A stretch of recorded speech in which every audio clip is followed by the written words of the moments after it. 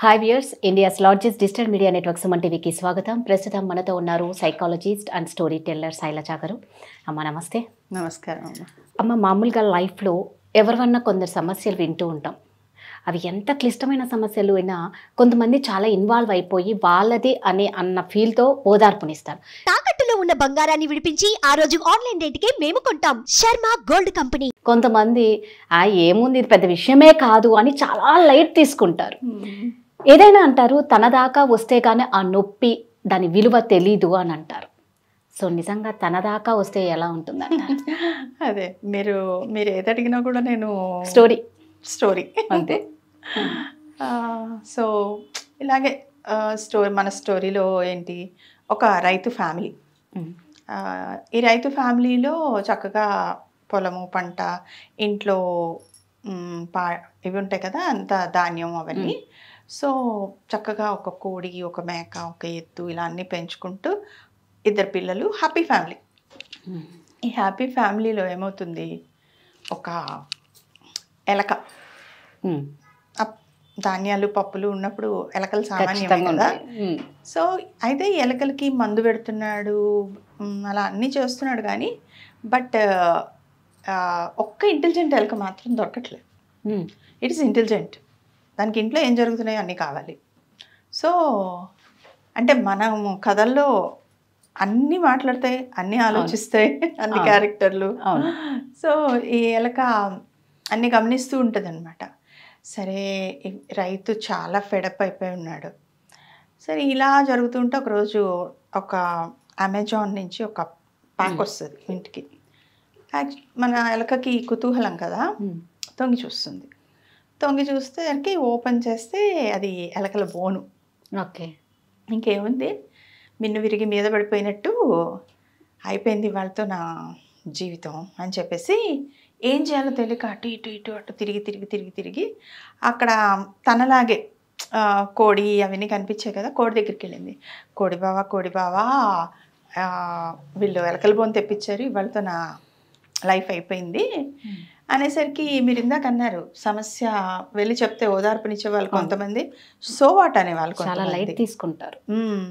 So అది వచ్చేసి ఏమంది, కోడి అయితే నాకేంటి, అదేమన్నా నేను పడతాను దాంట్లో, అది ఇది అంది.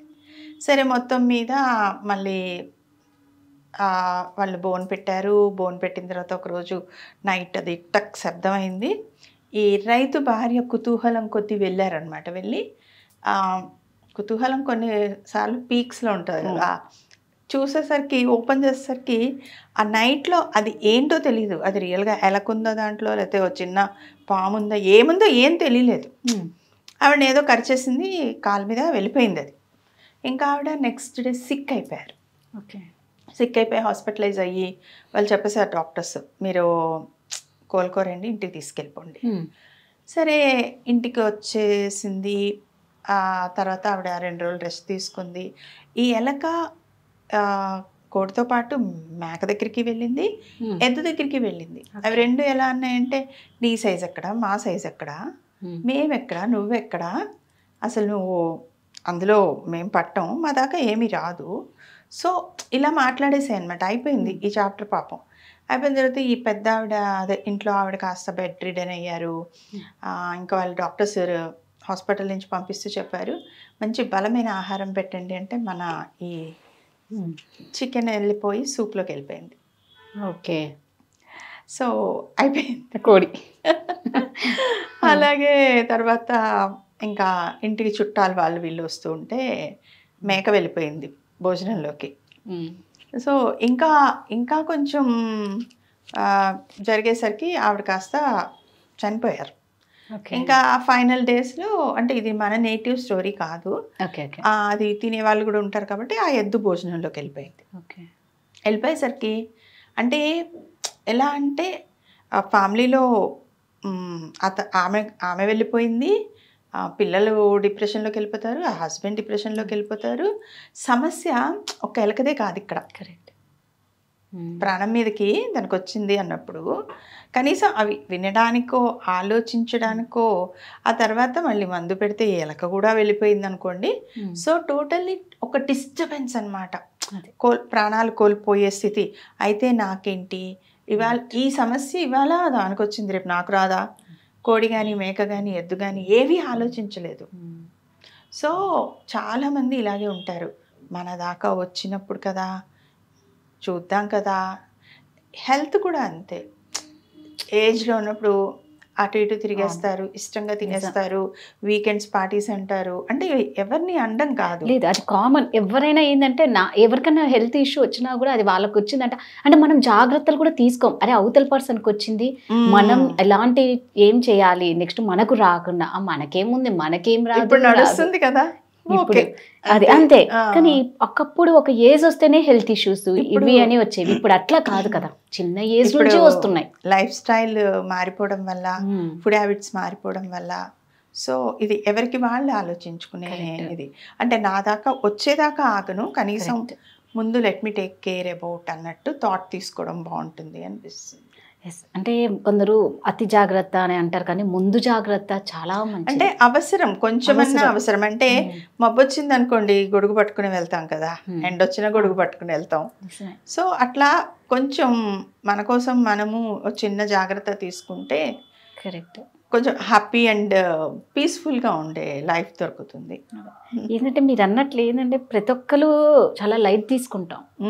ఎవరి సమస్యలైనా ఏది ఎటువంటి సమస్య అయినా మన దాకా రాలే, మనం హ్యాపీ అంతే. అది ఒక్కటి మైండ్లో ఉండిపోతుంది ప్రతి ఒక్కరికి. దానివల్లే అందరం కేర్లెస్గా ఉంటున్నామేమో అనిపిస్తుంది. అది నువ్వు స్పందించము, అది వాళ్ళది కదా స్పందించాం. అవును, జరగచ్చేమో అని కూడా ఒక థాట్ తీసుకోము మనం. దట్స్ జనరల్లీ జరిగే పనులు అవి, ఆలోచన మనిషివి. జనరల్లీ ఇప్పుడు చూస్తూ ఉంటాము, ఎలా అంటే ఇలా మనకి జాబ్స్ రాగానే పిల్లలు ఇలా పబ్స్ అని ఇలా లేకపోతే ఇదని, మేము స్కూల్స్కి వెళ్ళి చెప్తూ ఉంటాం కదా, చాలా తొందరగా చిన్నపిల్లలు అంటే ఎర్లీ ఏజెస్లోనే ఈ స్మోకింగ్ వాటికి అలవాటు పడిపోతారు. అయితే రీసెంట్గా మా రిలేటివ్స్లోనే అయిందనమాట. ఎలా అంటే పాపం వాళ్ళ అబ్బాయి చక్కగా ఫస్ట్ సాలరీ పట్టుకొని వచ్చాడు. అంటే ఇంట్లో నాన్నకి ఏమైనా కొనాలి, ఇంకా నాన్నమ్మకి తాతయ్యకి ఏమైనా కొనాలి, ఇట్లా వచ్చాడు. వచ్చేసరికి ఆ ఫస్ట్ సాలరీ కాస్త వాళ్ళ నాన్నగారి హాస్పిటల్ బిల్కి అయింది. ఓకే, ఎందుకని అంటారు? ఆ స్మోకింగ్ ఆయన ఎప్పుడో మొదలు పెట్టాడు, when he was young. Okay, ఆ యంగ్ ఏజ్లో తనకి తెలియలేదు. అది ఎక్కడ ఎవరికి పెనాల్టీ పడింది?